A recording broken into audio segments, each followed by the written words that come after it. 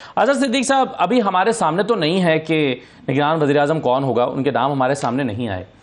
लेकिन अगर फ़र्ज़ कीजिए कि मुशाहिद हुसैन सैयद का नाम पिछले दिनों ज़ेर बहस था, ज़ेर गर्दिश था, अगर इस्ताको का नाम होता है या पीर पकारा साहब का नाम भी चल रहा था, अगर वो होते हैं तो शायद उतना शोर ना मचे। लेकिन इसहाक डार, अगर उनका ना निगरान वज़ीर-ए-आज़म के तौर पर नाम आ जाता है, जैसे कि अभी बहुत इस पर बहस भी हुई है, तो क्या कोई आइन में कोई गुंजाइश मौजूद है, कोई कानून है कि इसको चैलेंज किया जा सके? और ये जो वाबस्तगी होती है किसी सियासी जमात के साथ, इस पर क्या इसकी कोई डेफिनेशन मौजूद है, या बस वज़ीर-ए-आज़म और अपोजिशन लीडर ने अगर इत्तफाक कर लिया किसी के नाम पर भी तो ये उनका प्रोग्रेटिव है, वो कर सकते हैं? बहुत शुक्रिया असद। मैंने ये चैलेंज किया था मोहसिन नकवी साहब का। Everybody knows from the very first day कि मोहसिन नकवी का नाम कैसे अपना फ्लोट किया गया और तयशुदा ये नाम था और इलेक्शन कमीशन के जरिए करवाया गया। आपके सामने दो तीन चीजें जरा समझना जरूरी है, टाइमिंग समझिएगा। एक तो पहली बात है कि ये सियासी जमातें जो बड़ा कहती थी कि हम जमहूरियत पसंद है, असेंबलियां तहलील होने का वक्त आज गया है 13 अगस्त 12 अगस्त की रात को या 11 अगस्त को सुबह ये असेंबलियों का उन्होंने अपना माइंड दे दिया कि 4 दिन पहले असेंबलियां तहलील। ये तो पहली इब्तदा वाज़े तौर पर बदनीति। मैं जो सरवाई साहब जो पहली चीजें की ना प्री पोल रिगिंग के, उसमें एक ऐड कर लें और आप कई मनसूबा का इफ्तार निगरान हुकूमतें भी कर रही हैं, तस्वीरें क्या लग रही हैं, अखबारों में इश्तिहार क्या आ रहे हैं, वहां से अंदाजा हो रहा है और इलेक्शन कमीशन खामोश बैठा हुआ है। हैरानकुन बात यह है। अब आगे चलते हैं इस बात को कि ये जो फैसला किया गया कि 4 दिन पहले, इसका मतलब क्या है कि इलेक्शन जो है वो 90 दिन में करवाया जा सके। और मैंने इस पर बाकायदा वज़ीर आज़म को, इलेक्शन कमीशन को नोटिस जारी कर दिया हुआ है कि अगर इन्होंने 4 दिन पहले भी किया तो आप वहां से 60 दिन गिनेंगे।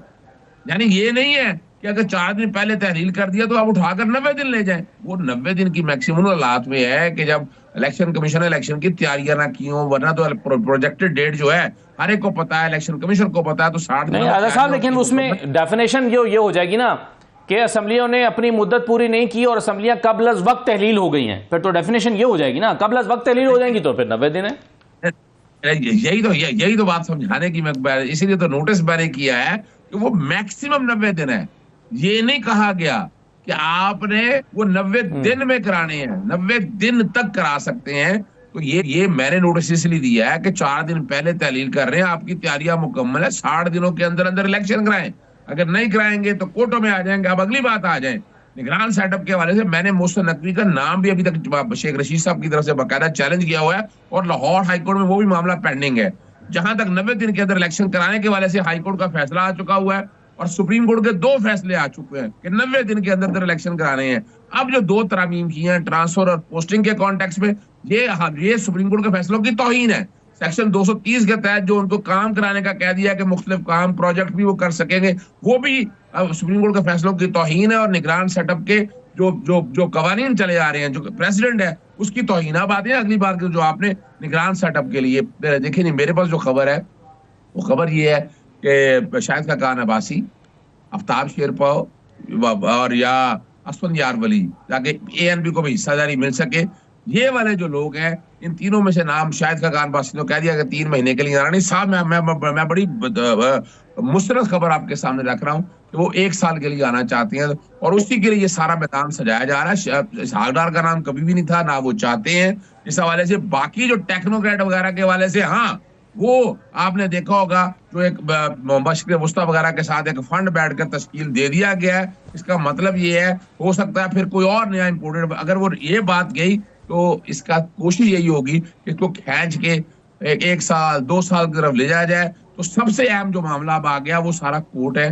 अदालतें कल भी अहम थी, आज भी अहम है और आइंदा भी अहम होगी। यानी ये अल्टीमेटली मैं आपके प्रोग्राम में ऐलान करता हूं कि अगर इन्होंने डिले करने के हवाले से कोशिश की तो बाकायदा चैलेंज किया जाएगा और जितनी भी ये तरामीम जिसमें निगरान सेटअप को या निगरान का केयर टेकर सेटअप को इजाजत दी गई है कि वो पॉलिसी, यानी आपने जमहूरियत दफन कर दी ना, आपने जमहूरियत। लेकिन अजहर साहब, वो चैलेंज किए जाने का जो मामला है ना सर, चैलेंज किए जाने का मामला है, उसमें नून लीग ये समझती है कि सितंबर के बाद आप कुछ भी चैलेंज करें कोई खास फर्क उससे नहीं पड़ता और सितंबर के बाद चीज़ें जो हैं वो काफ़ी उनके लिए बेहतर हो जाएंगी। इसमें अजहर सिद्दीक साहब ये बताइए कि अभी हम बड़ी बहस करते रहे हैं जब पंजाब के इंतखाबात होने थे कि, और उसमें हमें दलाइल ये दिए जाते रहे कि अगर कोई टाइम फ्रेम आइन देता है और उस टाइम फ्रेम के अंदर इलेक्शन नहीं होते तो उसके बाद भी जब होते हैं तो भी वो आइनी ही तस्वुर किए जाते हैं। आइन के इस आर्टिकल का हवाला बार बार दिया जाता रहा है। अच्छा, एक तो इस पर अपनी राय का इजहार कीजिए, और दूसरा यह है कि मर्दमशुमारी एक ऐसा मामला है जिस पर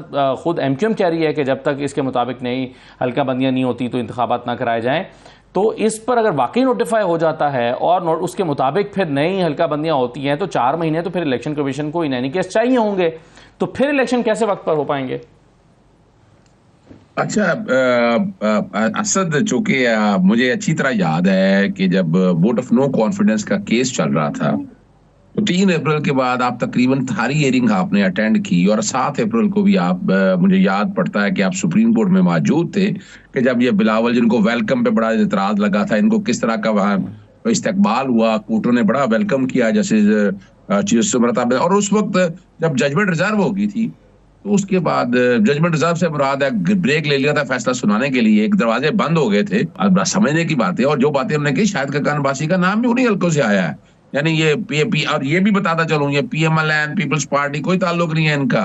ये जो कुछ भी होना है, वो नाम जो भी है, वो उन्हीं की स्वाबदीद पे लफ्ज इस्तेमाल करने लगा हूं कि उन्हीं की मर्जी के साथ बैठकर ये सारा कुछ होना है। तो इलेक्शन कमीशन ने उस वक्त भी, आपको याद है, कहा 7 महीने तक हम इलेक्शन नहीं, और अगर राजा रियाज साहब ही ना माने तो फिर वो राजा रियाज माने या ना माने ये तो इशू ही नहीं है। ये मैं बताता चलूंगा आपको, अगर दोनों की, आपको आइन का आर्टिकल 224 से बड़ा क्लियर है।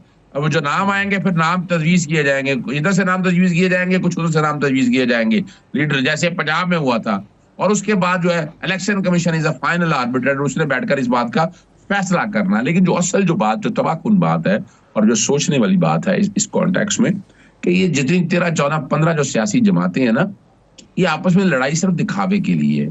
उनका सिर्फ एक एजेंडा है कि पाकिस्तान तहरीक इंसाफ को इस प्रोसेस से बाहर रखना चाहिए। अब तो इसके बाद तो बात ही खत्म हो गई हुई है। अब तो ये कौम को सोचना है कि जो वोट को इज्जत दो का बयानिया लगा के ये सियासी जमात, खास तौर पर पाकिस्तान मुस्लिम लीग नून, जिसने इस तारीख को, पाकिस्तानी जमहूरी तारीख को स्याह कर दिया है, उनके पास अब कहने के लिए कुछ नहीं है। अब ये कौम को खड़ा होना है। और मैं बताता चलूं आपको, और ये जो आप कह रहे हैं ना पॉपुलेशन सेंसस का, अब वो पॉपुलेशन सेंसस का टाइम गुजर गया है।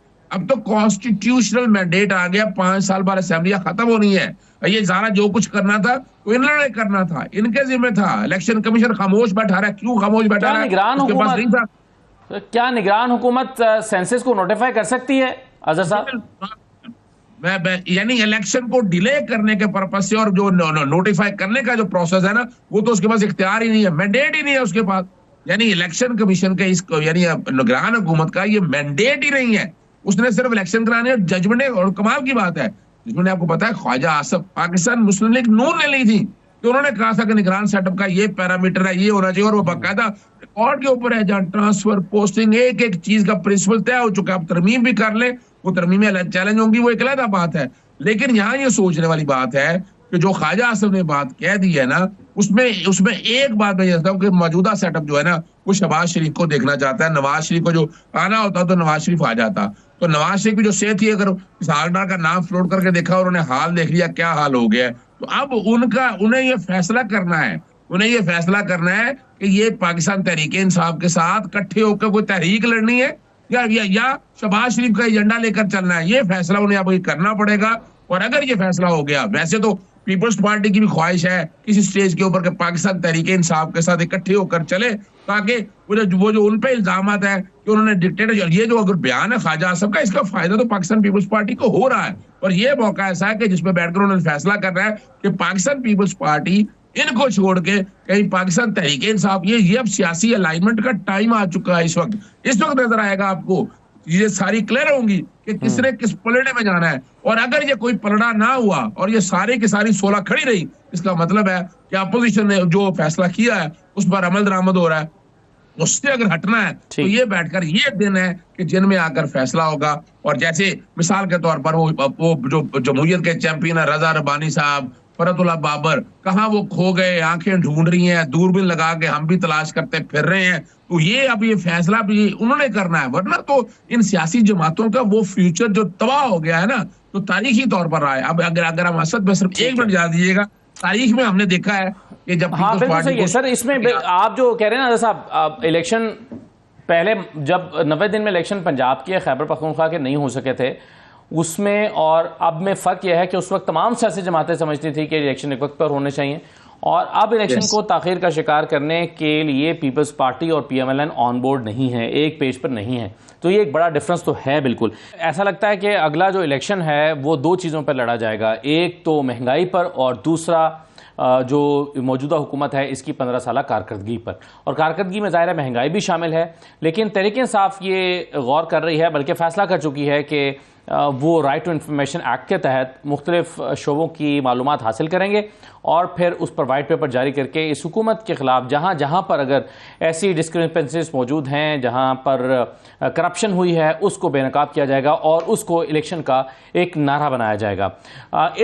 अभी इस हफ्ते भी जो महंगाई की इदारा शुमारियत की रिपोर्ट आई है उसके मुताबिक एक हफ्ते में 20 अशिया मज़ीद महंगी हुई हैं। अज़हर सिद्दीक़ साहब, आप वैसे इस आइंदा इलेक्शंस को किस तरह से देख रहे हैं? इसमें एक तरफ तो अभी से लेवल प्लेइंग फील्ड का मामला शोर मच रहा है, फिर निगरान वज़ीर आज़म अगर ऐसे आ जाते हैं जिनका किसी पॉलिटिकल पार्टी के साथ ताल्लुक होता है तो शोर मचेगा, न्यूट्रलिटी कॉम्प्रोमाइज़ होती है तो शोर मचेगा, फिर अगर 3 महीने में इलेक्शन नहीं होते तो एक अनस्टेबिलिटी होगी, और अगर ये सेटअप आगे मज़ीद चलता है और मुल्क के मसाइल को हल नहीं कर पाता तो फिर एक और क्योस की सिचुएशन होगी। तो हालात की बेहतरी के इम्कान आपसे भी हमसे भी लोग रोज़ाना पूछते हैं कि हालात बेहतर होंगे या नहीं होंगे, लेकिन आपको रोड मैप नज़र आ रहा है कि चीज़ें बेहतर होगी? टाइम एक ऐसा आ गया है कि पाकिस्तान का और खून कितना बहाना है, पाकिस्तानी मुआशरत को या पाकिस्तानी कौम को इस वक्त 2.6 मिलियन जो लोग हैं ब्रेन ड्रेन होके वो मुल्क से बाहर आ चुके हैं। मैं जो कहीं आजकल बरतानिया में हूँ तो यहाँ तो मैं रोजाना देख रहा हूँ, वो सिर्फ खुद पाकिस्तान से बाहर नहीं आए, वो सरमाया भी ले आए हैं और हमने कोई ऐसी पॉलिसी नहीं बनाई। यानी आप डॉलर कहां से कहां ले गए, महंगाई कहां चलेगी, पेट्रोल के साथ क्या हो गया।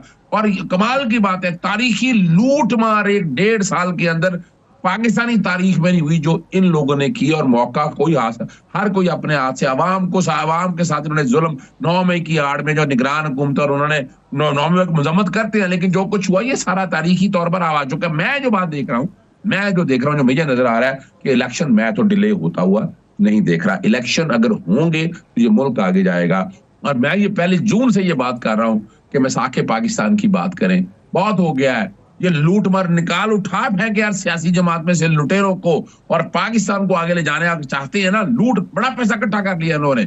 इनकी यहाँ पर बरतानिया में मैं तो ज्यादातर देखे परेशान हूँ, वो मैं तो एक DSP और SHO की ज्यादातर परेशान हो गया। सियासतदानों की तो इतनी अनगिनत जायदादें मुझे अंदाजा। और ये भी बताना चालूं, जो ख्वाजा आसिफ ने जो बातें कही ना, उसमें जो बातें कर रहे हैं कि हमारे साथ बड़ा ज्यादती हुआ, तो ये वो मामला था जो सारे बड़े बारीकी के साथ सामने आ चुके हैं। मैं समझता हूँ कि कौम जाग चुकी है और कौम इलेक्शन वाले मामले में पीछे नहीं हटेगी। वो बार बार हॉन्ट करेगी, निकलेगी, एहतजाज होंगे। तो ये जो इलेक्शन वाला जो सोची बैठे है ना, ये फौरन हो जाएगा जैसे असेंबली तहलील होगी। चलें, एहतजाज का माहौल फिलहाल तो दिखाई नहीं दे रहा,